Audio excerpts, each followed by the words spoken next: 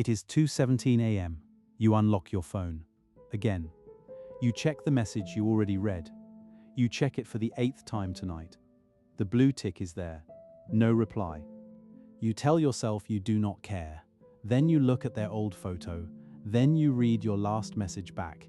You edit it in your head. You wonder if you sounded too eager, too cold, too much, not enough. You are not in love with this person. You barely know them. So why does your whole body feel like it is starving for one word from them? Why does your chest go tight when their name pops up? Why does the rest of your life feel grey when they are quiet? There is a reason, and it is not what you think. Tonight I will tell you the real name for this. Not love, not heartbreak, something older than both.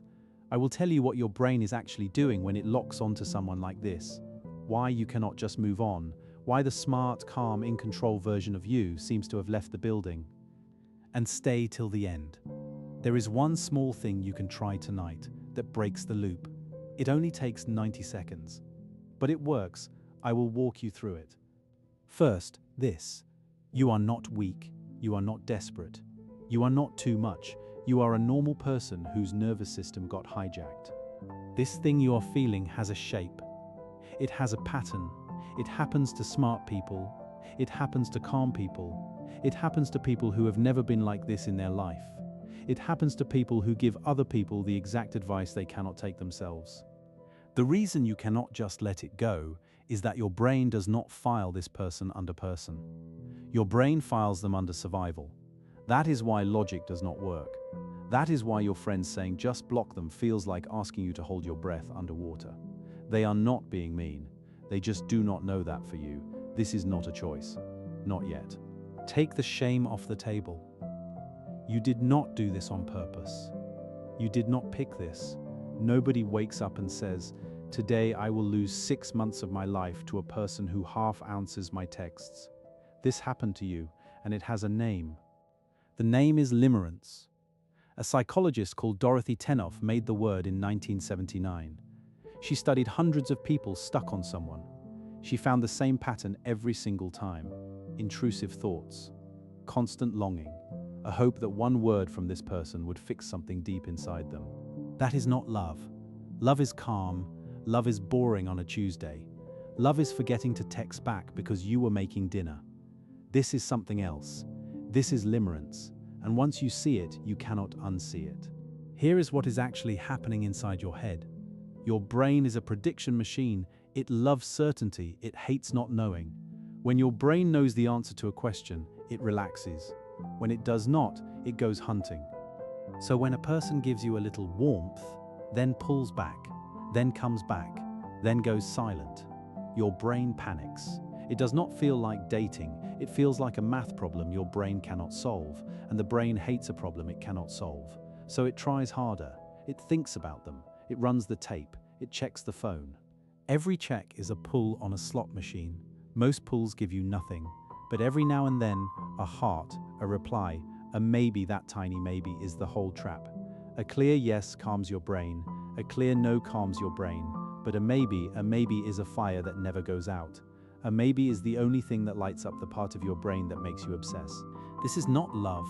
This is a slot machine with a face, and your brain has been told the jackpot is not money.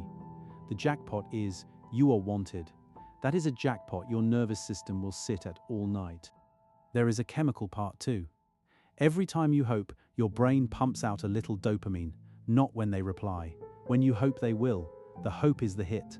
That is why you can spend a whole afternoon doing nothing but waiting and feel weirdly busy. You are not lazy, you are on a drug your own brain is making. So let's walk through how this actually shows up, because once you see the pattern, you cannot pretend it is something else anymore. The first one is the phone check. You feel it before you do it. A little buzz of dread in your chest. Then your hand moves. You did not decide to check the phone. Your hand checked it. And every time the screen lights up empty, the hole gets a little deeper. Every time it lights up with their name, you feel relief. Not joy, relief. That is the tell. Love feels like joy. Limerence feels like relief from a pain you only have when they are not there. Think about that for a second. A healthy connection adds to your day. This one only stops a pain it is also causing. Without them, you would not have the wound. With them, you would not need the bandage. You are dating the cure for a sickness they gave you. The second one is the mental rehearsals. You're in the shower having a full conversation with them in your head. You're driving home and you're explaining yourself to them. Again, you are winning the argument. You are saying the perfect thing. You are telling them what they did. You are forgiving them. You are walking away with grace. You have never said any of this out loud.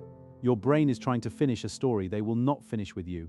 So it runs the ending on a loop, hoping that if it rehearses the scene enough times, real life will match. It will not. Real life does not care how well you rehearsed. Real life only cares what they actually do. And what they actually do is half answer your texts and disappear on weekends. The third one is the tiny signs. They liked your story. They used a period instead of a comma. They opened the message and waited 4 minutes. They posted a song, that song, the one they played that night. You read these the way other people read horoscopes. A normal person sees a period. You see a verdict. A normal person sees a 4-minute delay and thinks, they were busy. You see a 4-minute delay and write a thesis on what it means about your future together.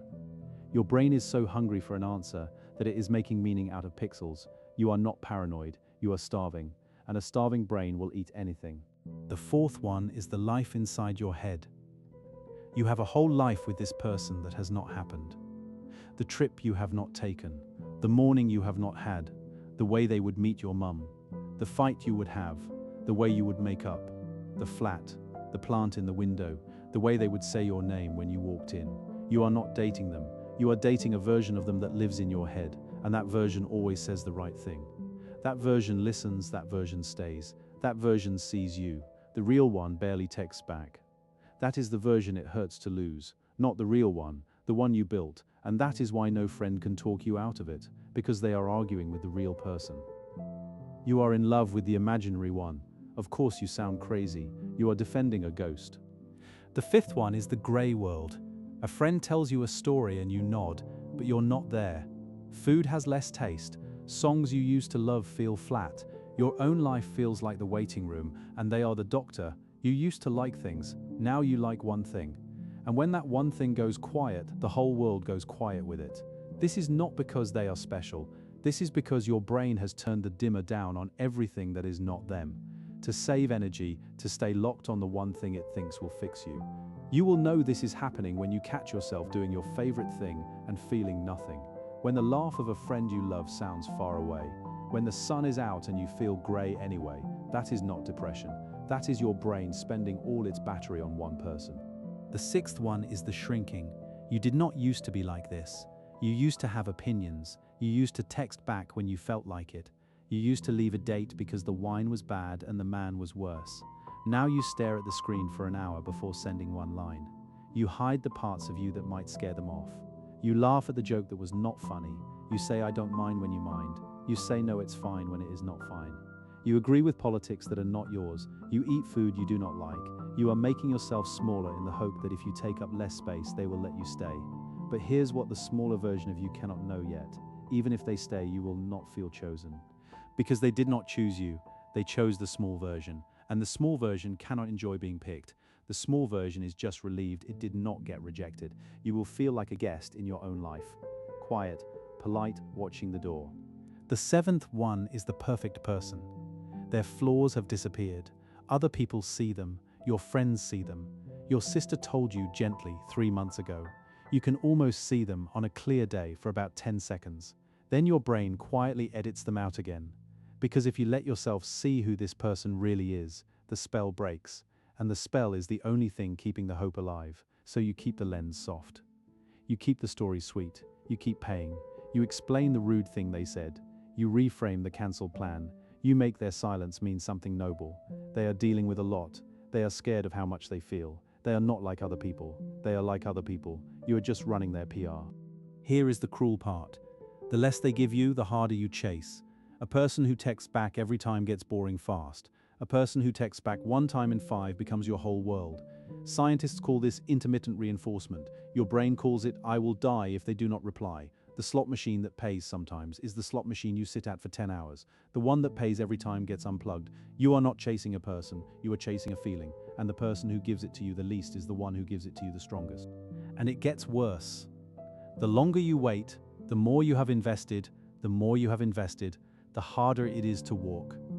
Now, you're not just hoping it works, you're hoping it works because if it does not, all those nights, all those tears, all those rehearsed conversations were for nothing. So you stay. Not because they got better, because leaving means admitting how long you stayed. That is not love either. That is a sunk cost. You are paying for a ticket you bought a year ago to a show that never started. So what is this really about? It is not really about them. I'm sorry. I know that hurts to hear. It is about a much older question. Somewhere, a long time ago, you learned that love had to be earned. That if you got it just right, you would be safe. That if you were good enough, attractive enough, easy enough, quiet enough, useful enough, something enough, someone would finally choose you and stay. Maybe a parent who only smiled when you got the grade. Maybe a parent who left. Maybe a parent who loved you, but loved you on their own schedule, and you learned to wait. Maybe nothing dramatic at all. Maybe just a slow drip of almost enough that taught your nervous system love is a thing you earn by performing. And this person flicked that old switch. They were not the wound, they were the doorbell. The wound was already there. The longing you feel is not really for them. It is for the version of you who finally gets chosen and does not have to perform anymore. Who gets to put the audition down. Who gets to be tired and human and still kept. That is the real slot machine. Not their face, not their voice. The promise that this time you will be enough. And that is why no amount of texting back from them ever feels like enough. Because they cannot give you what you're actually asking for. Nobody can. That job was always yours. You cannot think your way out of this. I know you have tried. So have I.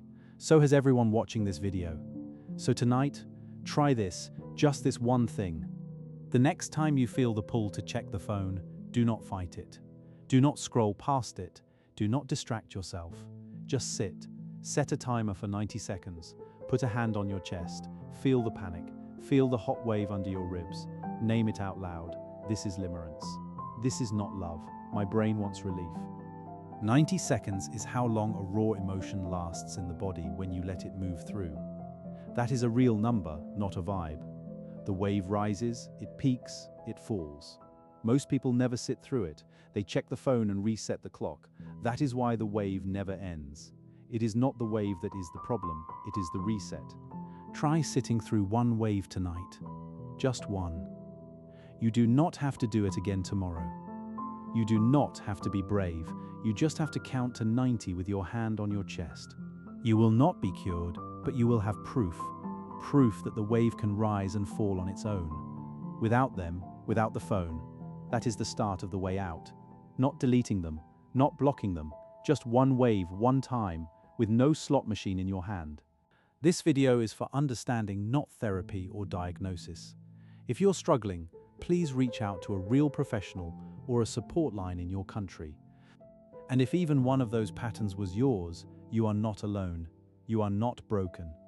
You are not the only one staring at a screen at 2 a.m., wondering what is wrong with you. Nothing is wrong with you. Something happened to you, and you can learn the way out. Next time I want to talk about something that goes hand in hand with this. The kind of person your brain keeps picking. The half-open door. The almost love. The ones who feel like magic and leave like weather.